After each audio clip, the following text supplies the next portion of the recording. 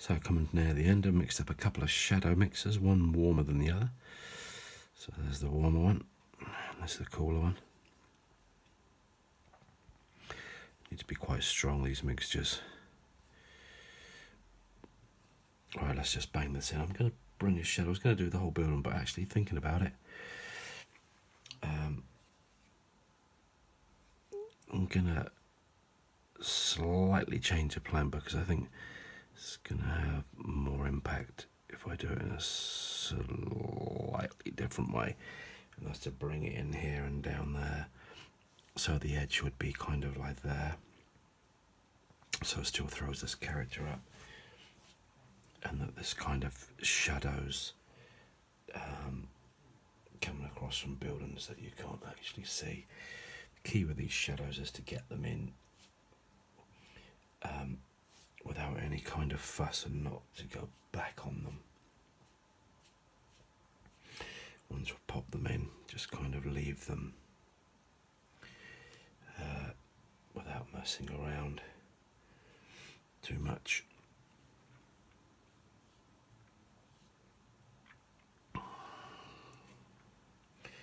Yeah, it's kind of shining that up quite a lot. We've got the character here. Yeah, I quite like that. You've got a mixture of warm and cool colours. Just pop that in here to bleed in a bit. Touch of blue.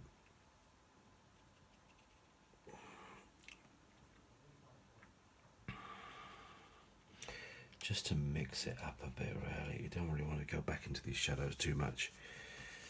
That's quite nice. Create some textural effects there.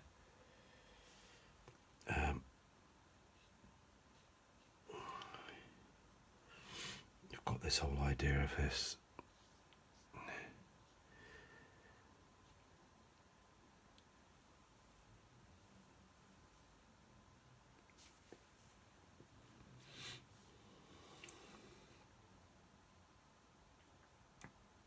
lots of light there now, isn't there? Just suggest a couple of these under here where we had those.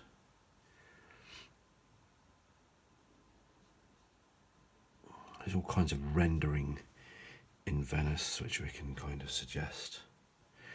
And then I'm just going to go in a touch more blue, get rid of that, go in with this alizarin, just warm up part of this character to take the eye that way. There we go. I'll put that in there as a bit of a shadow mix. I love the way this is granulating.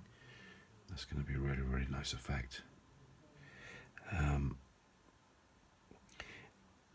then probably just shadow off some of this, but I'm going to cool it down and just not have it as dramatic as if there's light just coming straight down here.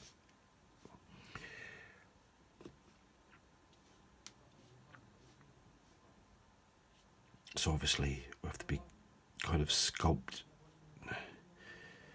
around the washing because that's forward, if that makes sense.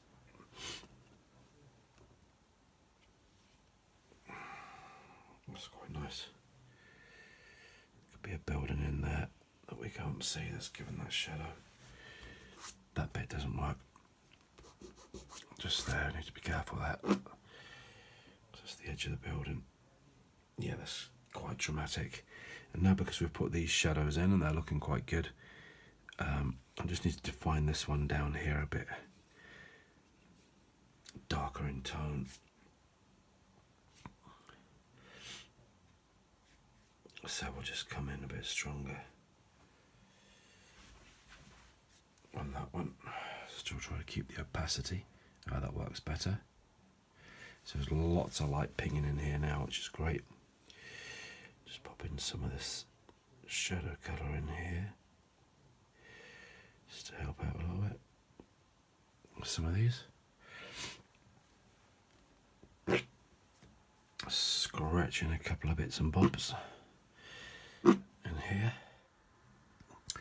So getting near the end, just some Chinese white here. If the light's coming in to the left, I just want to pick out a couple of dry highlights, especially on the shoulders there. Let's see if we can get those in. That's great. Touch on the head. Just got to be careful. Don't go too mad.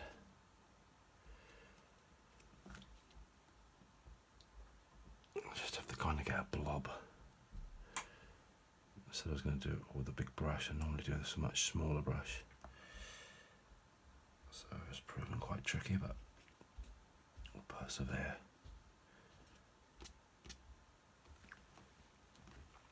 It's not too bad.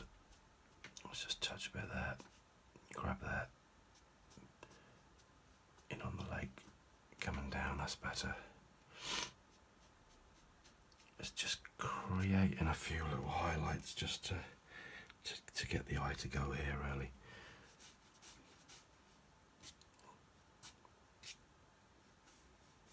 Not much. I have to be careful with this, but that's kind of going to guide us in that direction. And then the other piece that was bugging me a little bit is just defining there.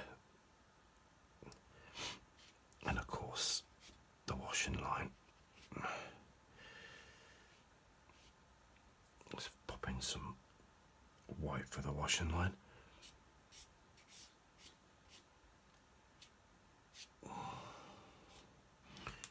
That's quite nice. Popping a little bit of dry brush in. Dab in places. Just create a bit of movement. There we go. And I think we're just about done. It's easy to just carry on and carry on and carry on, as we've said before. But yeah, I'm quite pleased with this. I think it's worked well with a limited palette. As we set out, it's a bit of a challenge to paint as quickly as possible using just one brush. There we go. We're street scene in Paris, washing out, character. Oh, there was one more thing. Let me just quickly sort out the white on there. This might just be me, but I kind of saw a character up here. It looked like a head just here, look. Just there. And a kind of, almost like a part of a body looking out of this window down at their washing, or down at the street scene, or having a conversation with whoever's just coming past there. Let's try and just get some of this umber in. Just a bit darker to suggest a head there. Just in here, look. Just there. Yeah. Okay, thanks a lot. Yep, we can fiddle around forever and a day. As we know in painting, it's easy to fiddle, harder to stop. Sometimes you just have to force yourself to stop. One of the ways is through timing yourself, as we've done here. So timing yourself and just saying, okay, that's it. We're finished. We're done. We're out of here. And finally, we're just going to unveil the painting. Of course, we use the squirrel mop brush to paint with, just the one brush. And just to recap on the four colours, ultramarine, yellow ochre, burnt umber, and then we added this Salazar in crimson. Of course, we had some Chinese white at the end, but we're not going to count that, are we? No. Let's see what we've got then as we peel off the paper to give us a nice edge, border, mount. around finish painting. There we go. Just put this up there so we can see it. Oh, there we go. Venice. Remember to subscribe, to like, and to come back for some more content soon. Take care now, and happy painting.